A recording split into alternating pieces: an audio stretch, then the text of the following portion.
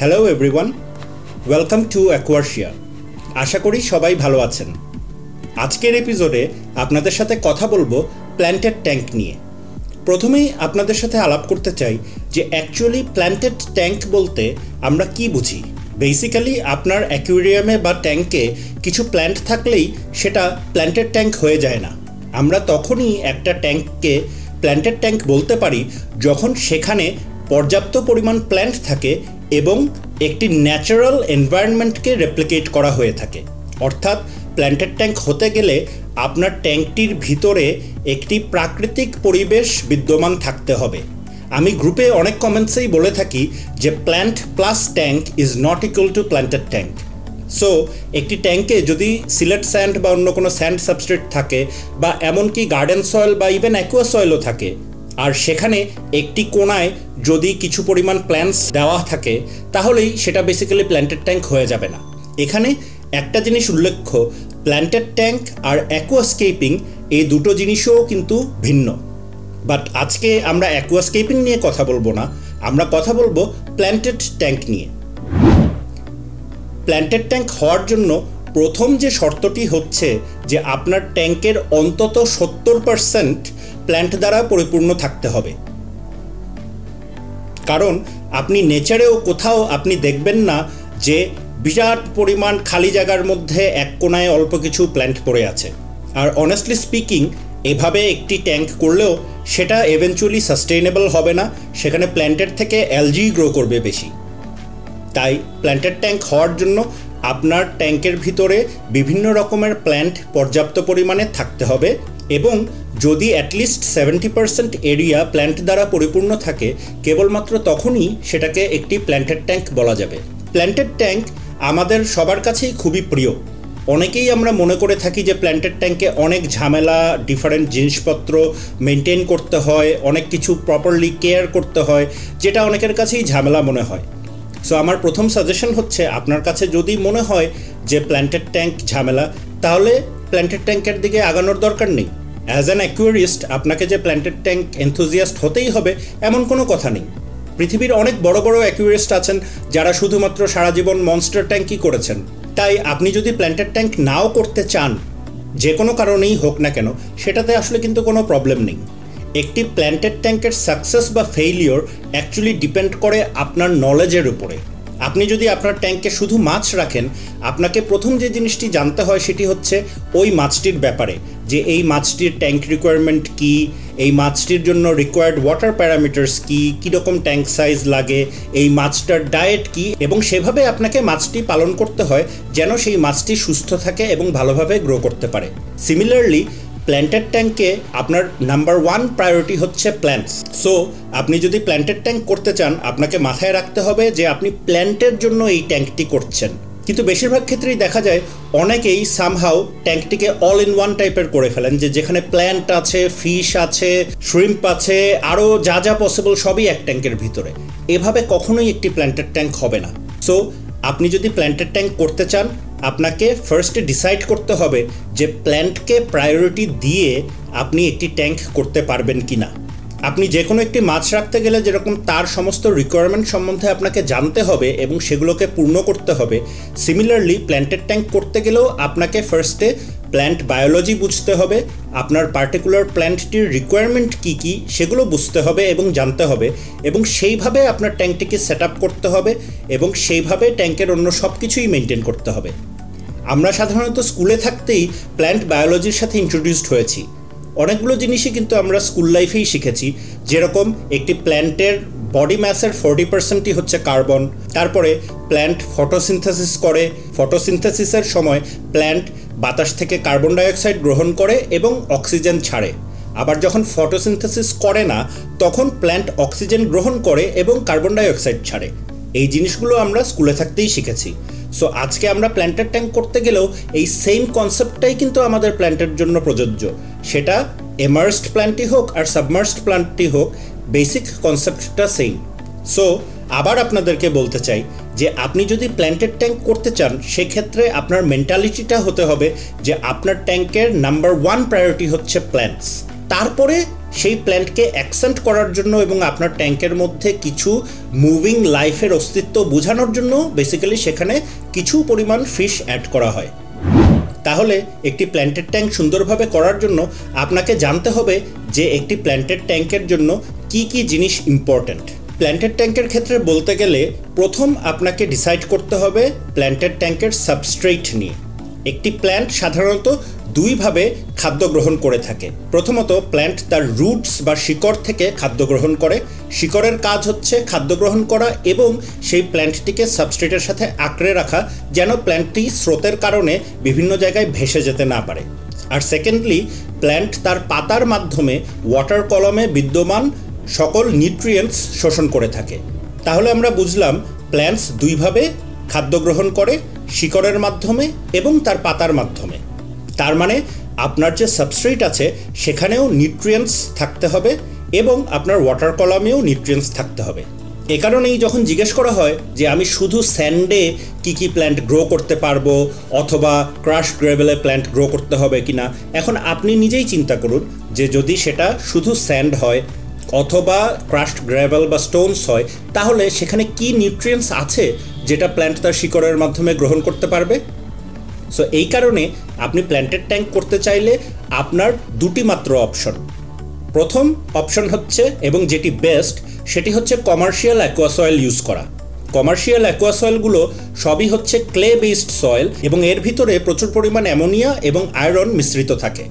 যখন আমরা অ্যাকোয়াসয়েলগুলো ইউজ করি সেটা ওয়াটার কলামে অ্যামোনিয়া রিলিজ করতে থাকে। সেই অ্যামোনিয়াটি আপনার বায়োলজিক্যাল ফিল্টার ভেঙে নাইট্রাইট এবং অতঃপর নাইট্রেটে রূপান্তরিত করে। এই নাইট্রেটই হচ্ছে প্ল্যান্টের জন্য মোস্ট ইম্পর্ট্যান্ট নিউট্রিয়েন্ট, যেটা ওয়াটার কলমে বিদ্যমান থাকে এবং প্ল্যান্টগুলো তাদের পাতার মাধ্যমে এটা শোষণ করে নিয়ে খাদ্য গ্রহণ করে। এছাড়াও কমার্শিয়াল সয়েলগুলোর ভিতরে আয়রন মিশ্রিত করা থাকে, কারণ আয়রন প্ল্যান্টের ইনিশিয়াল গ্রোথকে বুস্ট করে। আমি ডিফারেন্ট অ্যাকোয়াসয়েলের ব্যাপারে বলতে পারবো না, কিন্তু আপনি যদি নতুন এডিএ অ্যামাজনিয়ার সামনে খুব পাওয়ারফুল একটি ম্যাগনেট ধরেন, তাহলে আপনি দেখবেন যে কিছু কিছু দানা সেই ম্যাগনেটের সাথে আটকে যাচ্ছে। এটাই কিন্তু খুব একটা ইজি ওয়ে বুঝার এই অ্যাকোয়াসয়েলের ভিতরে আয়রন আছে কিনা। কিন্তু অ্যাকোয়াসয়েল যদিও সবচেয়ে বেস্ট অপশন, এটার দামের কারণে অনেক ক্ষেত্রেই আমরা ব্যবহার করতে পারি না। সেক্ষেত্রে আমাদের দ্বিতীয় এবং অনলি আদার অপশন লেফট হচ্ছে গার্ডেন সয়েল ইউজ করা। গার্ডেন সয়েল হচ্ছে বেসিক্যালি বাগানে দেওয়ার সার ছাড়া মাটি। এটাকে আমরা আমাদের ট্যাঙ্কে ইউজ করি কারণ এই মাটিতেও কিছু পরিমাণ নিউট্রিয়েন্টস অবস্থান করে, যেটা নর্মাল বালিতে থাকে না বা স্টোনে থাকে না বা গ্রাভেলে থাকে না। কিন্তু মাটিতে কিন্তু অলরেডি নিউট্রিয়েন্টস থাকে, সেটা আমরা অবশ্যই জানি, কারণ আমরা দেখি যে যেখানেই মাটি আছে সেখানে ঘাস, লতা পাতা ইত্যাদি বিভিন্ন রকমের গাছপালা জন্মগ্রহণ করে। তাই আপনি যদি অ্যাকোয়াসয়েল ইউজ করতে না পারেন যে কোনো কারণেই হোক, তাহলে অবশ্যই আপনাকে গার্ডেন সয়েল ইউজ করতে হবে, যেটা হচ্ছে বাগানে দেওয়ার সার ছাড়া মাটি।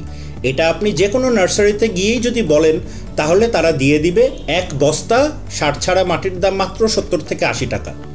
এক্ষেত্রে অবশ্যই লক্ষ্য রাখবেন যে মাটিটি যেন সার ছাড়া হয়, কারণ সার মিশ্রিত মাটি হলে সেটার থেকে প্রচুর পরিমাণে অ্যামোনিয়া এবং নাইট্রাইটস রিলিজ হবে, যেটার ফলে আপনি যদি আপনার ট্যাঙ্কে যখন মাছ দিবেন সেই মাছগুলো বাঁচতে পারবে না। এর জন্য আমরা সবসময় বলি যে গার্ডেন সয়েল ইউজ করার জন্য। আর গার্ডেন সয়েল ইউজ করলে সেটা যেন পানির সাথে মিশে ঘোলা না হয়ে যায়, এর জন্য আমরা তার উপরে 1/2 ইঞ্চি থেকে 1 ইঞ্চির মতো সিলেট স্যান্ড ব্যবহার করি, যেটাকে আমরা বেসিক্যালি ক্যাপিং বলে থাকি। এই সিলেট স্যান্ডটা গার্ডেন সয়েলকে ক্যাপ করে রাখে, যেন গার্ডেন সয়েলটা পানির সাথে মিশে পানিটাকে ঘোলা বা কাদা কাদা করে ফেলতে না পারে। গার্ডেন সয়েল দিয়ে কিভাবে প্ল্যান্টেড ট্যাঙ্ক করতে হয় তার জন্য একটি সেপারেট ভিডিও আমার চ্যানেলে আছে, আপনারা সেটা দেখে নিতে পারেন।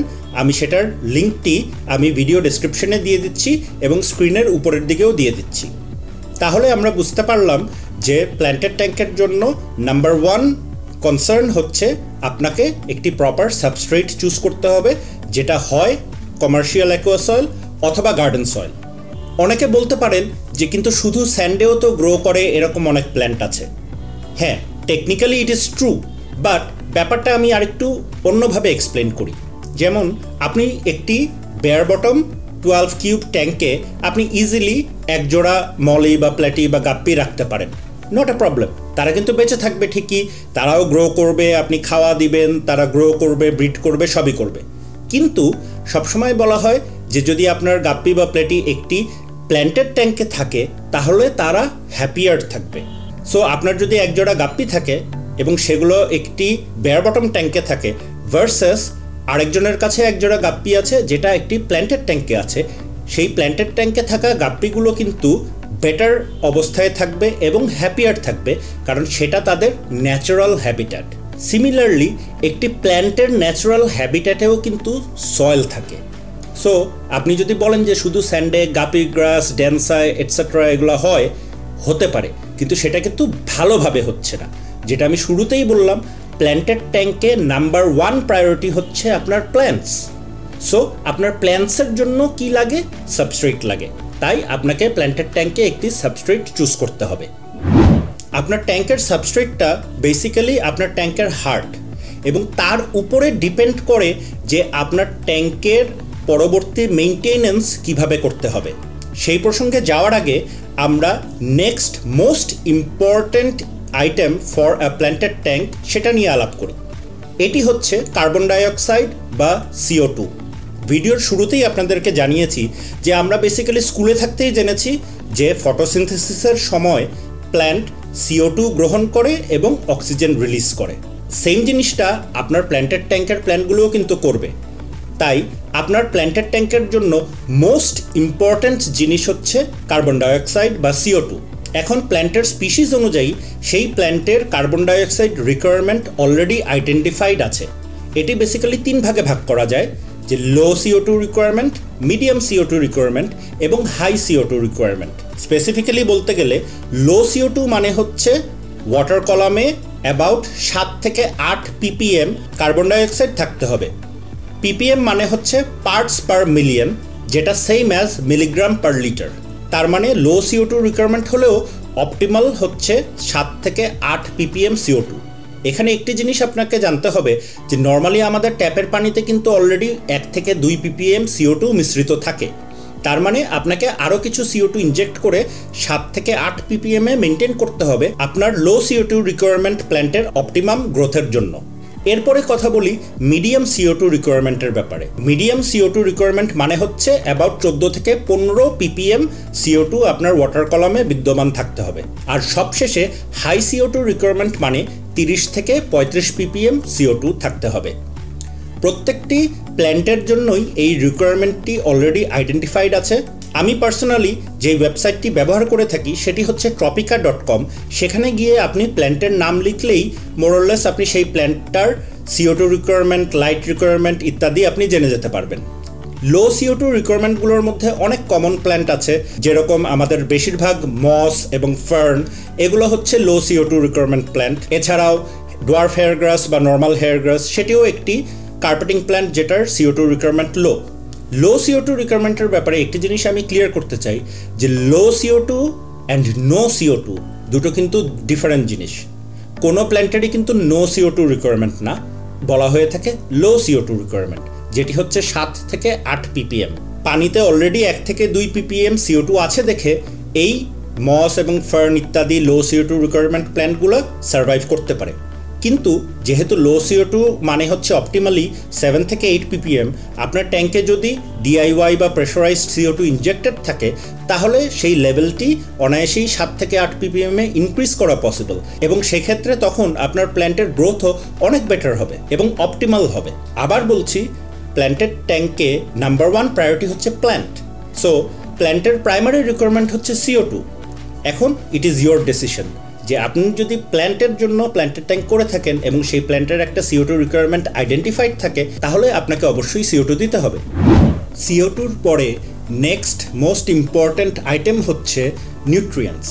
নিউট্রিয়েন্টস হচ্ছে বেসিক্যালি প্ল্যান্টের খাবার, এবং তার সাথে CO2-র একটা খুব ইম্পর্ট্যান্ট রিলেশনশিপ আছে। ফর এক্সাম্পল, আমরা একটা মানুষের কথা চিন্তা করি। আমরা যদি নর্মালি দৌড়ানো শুরু করি তাহলে আমাদের অক্সিজেনের প্রয়োজন অনেক বেশি হয়। আমরা তখন অনেক তাড়াতাড়ি শ্বাস নেই, সেই শ্বাসের ফলে আমাদের শরীরে অতিরিক্ত অক্সিজেন প্রবেশ করতে পারে। আর যখন আমরা বেশি দৌড়াই তখন আমাদের শরীরের এনার্জি বার্ন হয় এবং তার ফলে আমাদের খিদাও লাগে বেশি।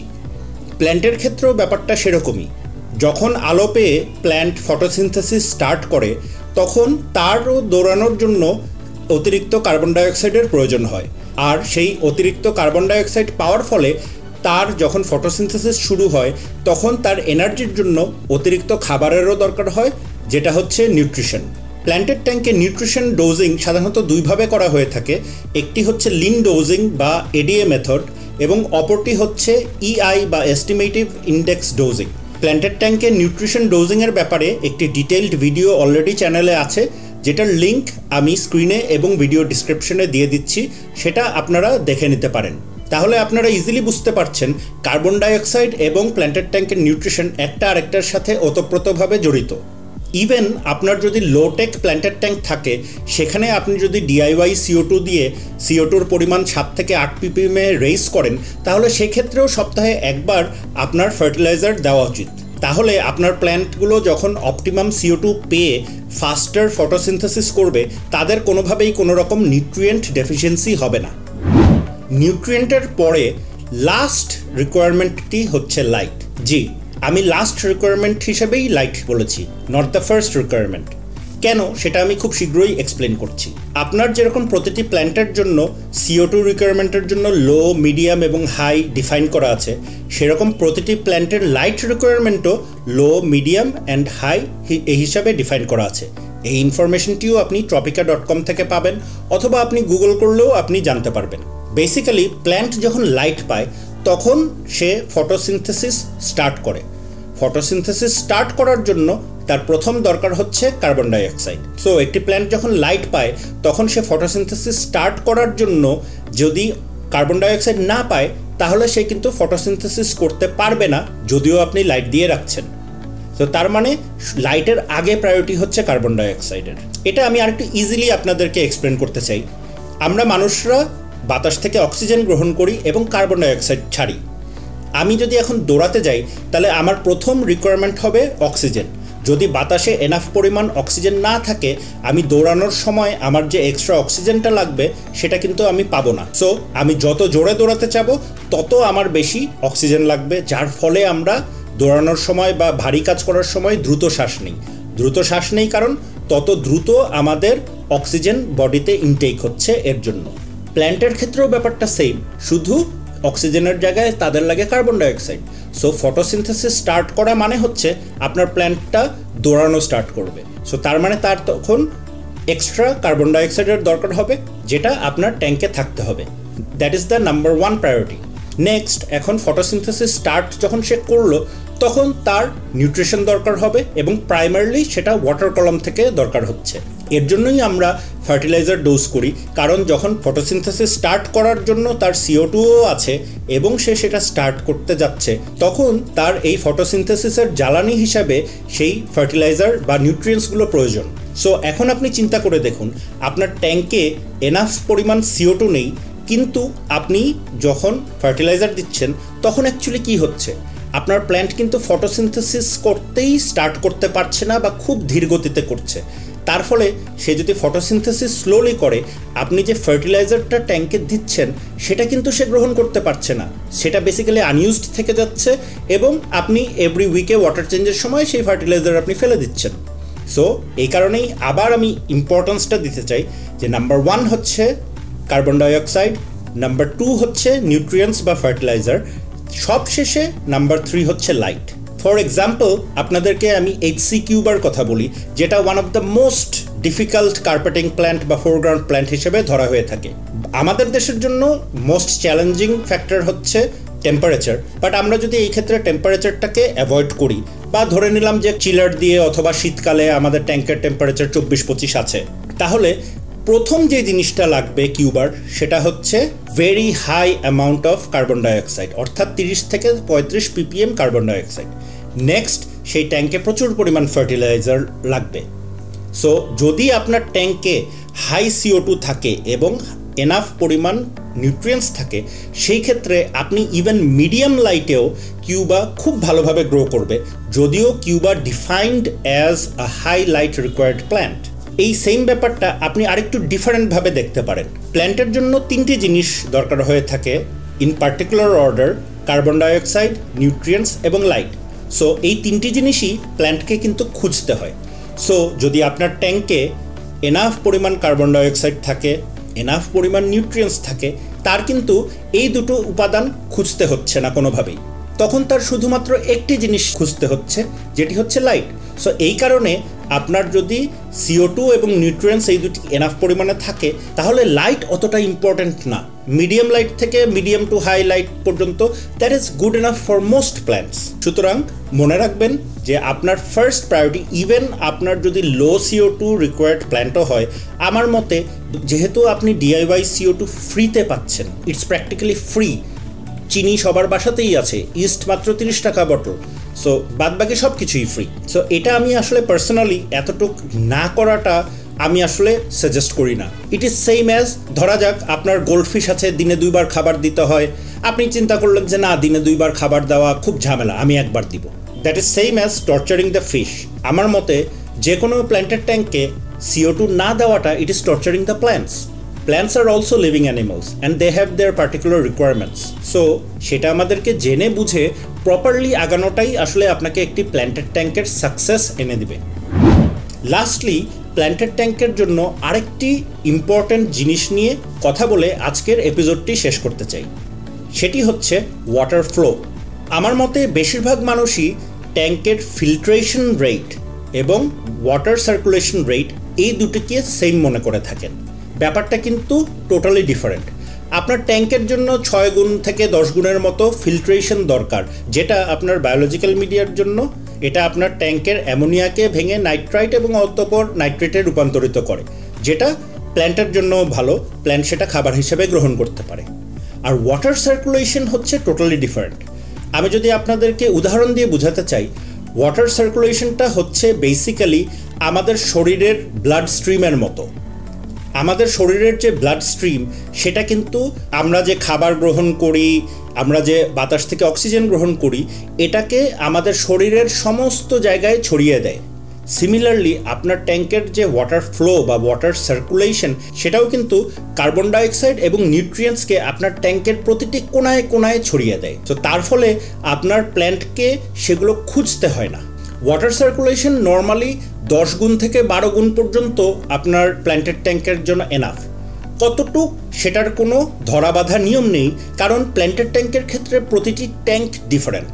সো আজকে আমার একটি 50 গ্যালন ট্যাঙ্কে যদি 500 gallon per hour flow enough থাকে, তার মানে কিন্তু এটা না যে আপনার 50 গ্যালনেও 500 gallon per hour flow enough হবে, কারণ আমার প্ল্যান্টের পজিশন, হার্ডস্কেপের পজিশন, সব কিছুর উপরে আমার ট্যাঙ্কটি ইউনিক। সিমিলারলি আপনার ট্যাঙ্কটিও আপনার প্ল্যান্টের পজিশন, প্ল্যান্টের মাস, হার্ডস্কেপ ইত্যাদির জন্য আপনার ট্যাঙ্কটিও ইউনিক। তাই আমি পার্সোনালি যেটা সাজেস্ট করব যে আপনার ট্যাঙ্কটি যত গ্যালনের তার অ্যাবাউট 12 গুণ LPH এর একটি পাওয়ার হেড ব্যবহার করুন। অর্থাৎ আপনার ট্যাঙ্কটি যদি ফর এক্সাম্পল 50 গ্যালনের হয়ে থাকে, ক্লোজ টু 200 লিটার্স, তাহলে সেটার 12 গুণ অর্থাৎ 2400 বা 2500 LPH এর একটি পাওয়ার হেড আপনি ইউজ করুন।